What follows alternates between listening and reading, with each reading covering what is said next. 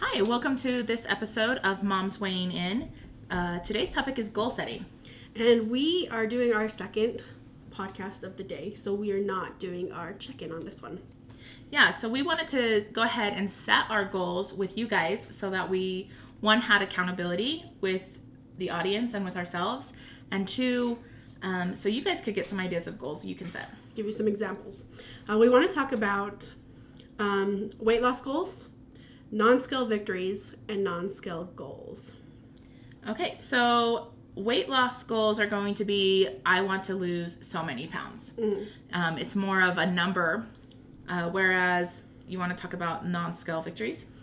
I see non-scale goals and non-scale victories as pretty similar, but the goals are something you purposefully set, and the victories, I would say, are something that just happens and you realize, like, oh, my seatbelt doesn't bother me anymore, or my pants fit better, or I can breathe easier. Exactly. Like, you one day put your pants on and they're too big. That is a non-scale victory. But where a non-scale goal might be something that doesn't involve you standing on a scale, doesn't involve your weight, doesn't involve any measurement, but involves something you weren't able to do before that you work towards being able to do. Sure. I know you do really good with non-scale goals. What do you have planned?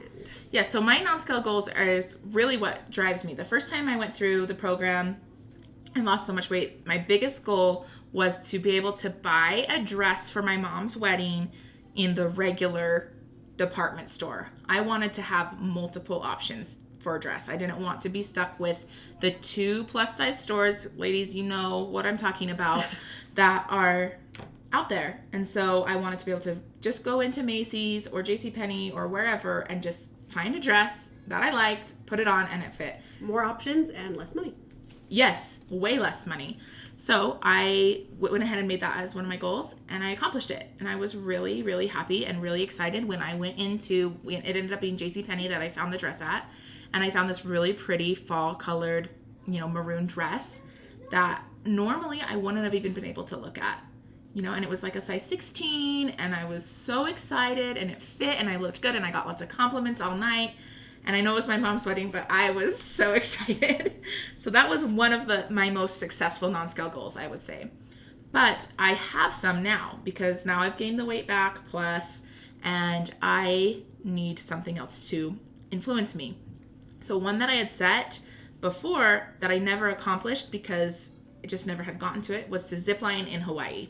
So I watched this Travel Channel thing once where they showed the greatest zip lines of the world, and it just drew me in, and this one in Hawaii seemed like the coolest thing ever. And so I wrote it down in a journal at home so I could go there. Hopefully it's still open because this has been years, but that's one. You have to be under 275 pounds, which I did get to before. I just didn't get to Hawaii. And then I need to also be comfortable enough to sit in an airplane seat from where we are to Hawaii. Sure. So across the Pacific. Whitney, do you have some non-scale goals? Mine are mostly just being able to do things. I don't want to have to rely on my kids to get something from under a chair. I want to feel like I can just jump down and grab it and not have to worry about it. Something else is just being able to live life. When we make plans, I don't want to think, okay, when are we going to eat and how much working out are we going to have to do? Yes. Will I be tired? Can I do this? Yes. We are, what are we, 31? Mm-hmm. We are 31 years old. So we should be able to jump on the floor, climb under a table. Like, that should all still be okay. Crawl around with our kids. Yeah, we shouldn't be like, oh, these old bones. Because it's not really the bones that are hurting. It's the extra weight and pressure. Definitely. That's being put on them. So I totally understand that. And part of it's a mindset, too. I don't feel like it. I'm lazy. One of my kids will do it. They have a lot of energy, Yes. My husband, he constantly makes this as a goal. Like, I'm not going to send our oldest son out to get something. I'm going to stand up and go get it. And it sounds like such a simple thing, but it really, if you say all day long, I'm not going to send one of my kids to do something and I'm going to do everything, as an obese person, it's exhausting. Well, and you do a lot more than you would guess, too. You don't feel like you ask your kids for a lot, but you do. Yeah. Or you go without a lot because you don't want to ask them. Sure. Like, I need a glass of water, but I'm not going to ask my son to get it. But that's embarrassing. It is embarrassing. You don't want to do that. Yeah, and I don't think you're alone because, like I said, Ben has the same thing. I've definitely caught myself doing that. I've seen it in family members, and I remember thinking, I cannot do that. That is not okay.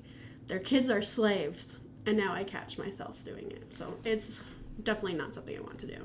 Yeah, I hope my kid doesn't feel like they're my personal I don't think servant. the person I thought was a slave thought they were. Yeah. But just the way, looking at it from the outside, I was like, she hasn't gotten up one time to do anything. And he's been running around like crazy. Give the kid a break, let him be a kid. Mm-hmm. That is our job.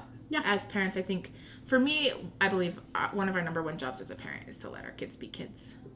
And so when we're not healthy, to encourage that kid play, that for sure can be a non-scale victory when we finally are. Yeah. So my youngest son was like learning how to eat regular food when I lost weight the first time. He is my best eater. He loves fruits and vegetables. He will pick blueberries over any candy any day. Like, he's so good about it. And I really believe it's because the example I was setting at the time he was being introduced to all these foods to explore and to eat. Our kids learn everything from us, whether we realize it or not. Yeah, and then I've also seen my oldest son do the same thing, like you're talking about having kids run, to his siblings or to cousins or whatever. Even to me, Mhm. I've had my oldest be like, Mom, grab that. I'm like, you're 2 feet away. Yeah. But then I realized, I've done that. Have you ever done it to your husband? No.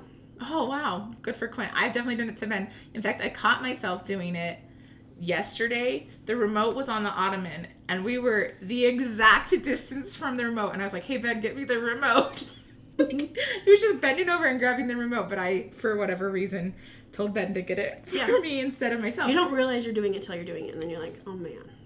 And yeah, and I don't know if it is laziness or weight, but I know that when I weigh less, I'm less lazy. 100%. It's just, I don't know. I don't have to think about it too much. Another non-scale goal for me is to make plans and not have, Whitney kind of talked about it a little bit, but we both agree on this one, not have the anxiety over it. Because some of the people that I'm close with are very active. And so they might be going canoeing or they might be going hiking. And so when they invite us, hey, we're going to go do fill in the blank this weekend, I have to think, not only am I capable of it, am I capable of taking 3 kids to do it, and is my husband capable of doing it? And I am so tired of that thought process and that anxiety that comes with that. You just want to be able to say, yep, let's go do it. It sounds like fun. Sounds like fun. Let's do it. Yeah. We both have, my husband and I know you have it, have this adventureful mindset. Personalities. Oh, yeah. We want to be out. We want to be exploring. But our weight has almost imprisoned us to not be able to go out and do that. You know, it's stopped us. That sounds too hard. I guess I'll watch TV. Yep. Or I'll just pass this time. Mm-hmm. And next summer, I'll be skinny enough to go on the boat. When I weigh less, then I'll like to do that. Yeah. And I don't want to anymore because one day it's just going to be, I've spent my whole life saying, when I. So that's a huge goal. Well, and getting out and doing those things will help us with our goal too. So changing that mindset, going out on those trips. Well, when we were on it before, because Whitney also was on Weight Watchers with us before, we keep saying Weight Watchers. We know it's WW now, but it's hard. We're going to slip up. So sorry if anyone from WW listens and is offended. But I was looking back at pictures. We would go to the zoo, we went to the mall, the outdoor mall, took the kids to the splash pad, went to the ball game. We even went to a big park that we climbed around with them. Oh yeah, we were climbing up on the equipment with the kids, and they loved it. I was a better mom when I weighed less. 100%. We went to that same park recently, and we sat on a rock and talked while our kids played. And we sent them to do activities when they came and checked in with us rather than saying, let's go climb up that. Yeah. Let's go do this. And I bet the memory they have of us playing with them will be a more treasured memory than any time we've just sat there and watched. Now, moms, we know that it would be exhausting to do everything our kids do all the time, and they need their freedom to go and play. But there needs to be times where we get down and play with them too, you know. So that's a big goal. Okay, so we're going to talk about SMART goals. SMART stands for specific, measurable, achievable, realistic, and timely. So tell us what specific means. Okay, so yes, so this is an acronym, and this S is specific, meaning, how do I say what specific means? Particular. Do you want me It's to not broad. You know Yeah. exactly what you're going for. Thanks, Whitney. I'm an English major. Yeah, so if I were to say, oh, I want to lose some weight, that is not specific. No. I want to lose 10 pounds, that is specific. It is a certain amount. Good. Then the M stands for measurable. You want to be able to track this. You want to see your progress. So one thing that WW does that I really like is the tracking on the app, where you can actually physically see your gains and your losses. And mine looks like a roller coaster that went way downhill, and then it's like forever with like a little divot now. So, but I like it because I can see the progress I've made. You could do this not having an app. You can get dot paper, and you could just make Graph a it. graph. Also, there are lots of apps that Oh, are yeah. free that Free. will graph weight. Yeah, and then I'm like old school. Go to the paper. So measuring out your progress in any goal is important. So if you say I want to be a size smaller, that is measurable because you know that you're this size and then you're going to drop down to the next size. The A in the SMART goal is achievable. This is actually one that I would say I struggle with. Sometimes I set really big, or maybe that would be the realistic situation, but I set really big goals that maybe aren't quite achievable. And then when I don't achieve them, I self-sabotage. Oh, I couldn't do that anyway. You know, and so make it something that you can reach. If your only goal is to eat more fruits and vegetables, that's an achievable goal for you. So you're able to go out and buy fruits and vegetables and eat them more. And that's a perfectly healthy, great goal to make. Mm-hmm. Then the R is realistic. Felicity commented on that. You can't lose 150 pounds in 4 months. No way. No one can. It's not smart. It's not healthy. You want to choose something more realistic. Well, yeah, and it wouldn't be realistic for me to say, okay, I'm going to make a goal to run a marathon in July, over the 4th of July. That would be unrealistic too. Like, it's not just in weight. Like, they can be, oh, I want to go to, so one of the goals I made in high school, this is silly, was to go to the Olympics. I did not know about SMART goals, and I thought, oh, that's realistic. I could do it. No, it was not realistic. The training, the money, the everything that would have gone behind that was not something I realistically, as a senior in high school, could have achieved in 2 years. Yeah. You know, and so it just was, that's where I get these really big, I'm going to do all this stuff. And then it's like, okay, hold on. At least you got a lot of motivation. I don't know. Crazy. And then finally, timely. So we don't want to set goals that don't have an end or a time frame. Because once we say, oh, sometime I'd like to lose 30 pounds. Well, think about all the procrastination you do. Oh, yeah. You have this paper due in 2 months. Are you going to do it now, or are you going to do it in 2 months? You're going to do it in 2 months. For sure. If you don't have an end goal, it'll never happen. You'll just keep putting it off and putting it off. For sure. As a student, I can definitely, say that I'm a procrastinator. I think all of us are. We aren't going to do it until we absolutely have to. And so when we give ourselves short time frames for goals, we're more likely to achieve them. I think too, like having hard deadlines, like my mom was getting married on that date. That wasn't changing. She was getting married. So making that goal that says, I'm going to fit into a dress I can buy at the department store by this date, that wasn't going to change. And I think giving ourselves those hard dates, because when we don't accomplish them and they come and go, a little bit of being bummed out and disappointment is okay, because that's what keeps us motivated. Mm-hmm. We have set some goals. Our first goal is to lose 5% of our body weight, by the 4th of July. Let's check and see if that is smart. Okay, so reminding you again, SMART, so we're going to start with specific. Yes, this is a very specific goal, because it's not only specific on our timeline, but it's also specific on how much we want to lose. It's measurable. We can track our weight. Yeah, we know what we started at, and we know how much 5% would be. If you don't know how to do the math on that, you can just Google, how do you find 5% of Okay, this? Google, what's 5%? Yes, exactly. So is it achievable? Yes. For us, it is. We're both at a higher number right now. It's to lose 14 The answer pounds. is 0.05. Okay. Thank you. See, Google can help you. To lose 14 pounds by the 4th of July, which is a little over a month from now, is something we can do. Yeah, it seems like when you're bigger, you lose larger portions. Like I've already lost 6 point something. Whitney's already lost 4 point something. So we are already, I'm almost halfway there. You're getting close. I've got 10 pounds left. at this Right. point. 10 pounds in a month. So that when you're bigger, if we were only had 10 pounds to lose to say by the 4th of July, we need to lose 10 pounds, that wouldn't be No. realistic or achievable. Or if we were near a plateau. But Yes. we're not. Yeah. Um, So realistic, is it realistic? Is it achievable? They kind of go hand in hand, but it just shows how important it is to set those achievable, realistic goals. and timely. We have a date set. Yeah. So that is a SMART goal, to lose 5% of our body weights by the 4th of July. Okay, so then I like to set goals out. Like I like to have a shorter term goal and then a little bit longer and then a little bit longer. And so my next one would be when kids go back to school. So we've got 4th of July, it's almost the first part of June. 4th of July is 1 month away. When kids go maybe back to school. Who knows with all this coronavirus, but it should be August. So when their classes start back up mid-August. Yep.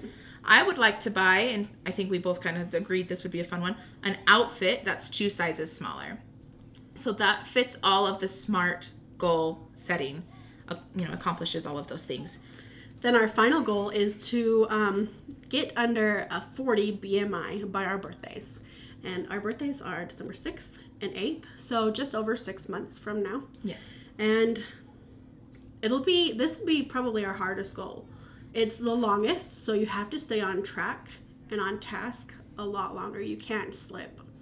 And then it's also our biggest goal. Yeah, this one is the one I'm the most nervous about because, like you said, we need to keep checking in. We have to keep going for the entire 6 months, which if we do, whatever size we end up in, we're going to be happy Yeah, with. definitely.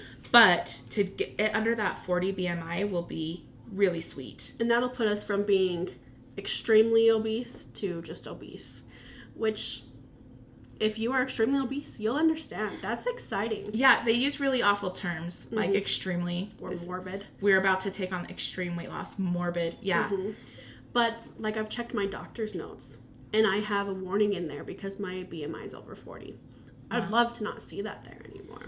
Yes. And you'll feel so much better. I'm excited to feel better again and have, like we were talking about before, some of those non-scale victories. Sitting on the couch with my legs crossed. Like, just little things like that. Wearing clothes that I like. So you should set goals often. And you need reasons behind there. What is your why? Why do you have these goals? So for me, my kids have already lost so much in their life. They don't know because they were really young and we try to make sure they have a fun life. I think they have a pretty good life now, but I would hate for them to lose another parent. So that is my number one. If I'm not healthy and I risk my kids losing another parent, that would be devastating. I could never forgive myself for that. So that's my number one, and I want them to establish healthy habits. My kids are playing such a huge role in my life that if they weren't my why, I would be surprised because they are my whole world. So When you're a mom, that's just what happens. yeah, Your kids matter more than anything else. because that's your why, right? Yeah, definitely. And then we also have some personal whys that are beyond being a mother, because we both agree that being a mom is always going to be our why for so much of we do in our life. One for me is I want to go on adventures more comfortably. We kind of talked about it before, but I love national parks. That is like my favorite thing. We go to a national park every single year, and I want to not just go and kind of drive around and see. I want to climb down into them. I want to hike up to the tops of the peaks, and I want to have those adventureful moments, especially, and again, here comes my kids with them, because my oldest is a huge adventurer. He loves it. He loves to look for rocks, and he loves to do things like that. And so being able to do that with him, just make my whole world. It'd make his too. Yeah. Then there's some vanity in it. I want to be more comfortable. I want to look better. Yeah. And like we talked about in our introduction, we believe that all bodies and all people are beautiful. But there's also a level of what you feel beautiful, how you feel beautiful. And if you aren't feeling beautiful at a size, I'm currently 22, 24. If I'm not feeling beautiful at that, that's someone else may feel gorgeous at a 22, 24. And I not just feel, but look. And look, yeah. And I say go get them, like for sure. But for me, that's not where I feel the sexiest or most beautiful. So I agree with that. There is a vanity level to it. Mm-hmm. All right, so those are our goals. Join us in the next episode of Moms Weighing In. Go easy on yourself. We'll be discussing the benefits of not beating yourself up. Join us on Instagram at Moms Weighing In. Or send questions and comments to momsweighingin@gmail.com. See you next time.